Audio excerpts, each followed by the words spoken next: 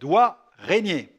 Nous allons lire dans le Nouveau Testament, dans la deuxième épître adressée à Timothée, au chapitre 1er et au verset 8, l'apôtre Paul lui adresse cette vive recommandation. Il lui dit « N'aie donc point honte du témoignage à rendre à notre Seigneur. » N'aie donc point honte du témoignage à rendre à notre Seigneur. Amen. Quelle belle recommandation. J'aime beaucoup l'évangélisation, surtout celle qui est pratiquée à 10 000 mètres d'altitude, c'est-à-dire dans un avion. Lorsque je dois me rendre à Buenos Aires, le vol dure plus d'une dizaine d'heures. Et à chaque fois, je saisis l'occasion de parler de ma foi avec ceux qui sont assis à côté de moi. Et au cours d'une liaison Paris-Buenos Aires, j'étais assis à côté d'un homme d'affaires. J'ai alors cherché à engager la conversation avec lui. Je lui ai tout simplement demandé ce qu'il faisait dans la vie. Il m'a répondu non sans une certaine fierté. Je suis à la tête d'une grande entreprise internationale, je construis des buildings à New York, etc., etc.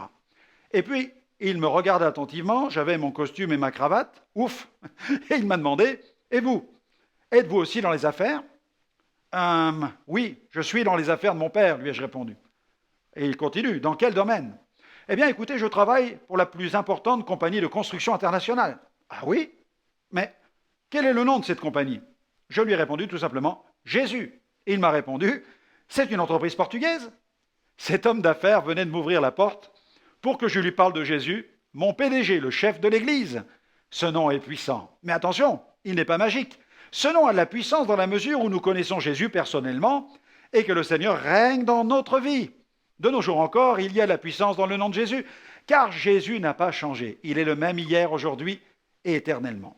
Mais pour que cette puissance soit libérée, il est impératif que le Christ règne en nous. Les conséquences de la rédemption nous sont acquises dans le nom de Jésus. Jésus a averti ses disciples que le temps approchait où ils découvriraient cette merveilleuse dimension de la communion avec le Père au nom de Jésus. Tenons donc, nous, je dirais, avec foi et courage, sous la bannière du nom de Jésus. Elle nous confère l'autorité pour relever les plus grands défis, traverser les plus difficiles épreuves, mais aussi pour faire face aux plus violentes persécutions.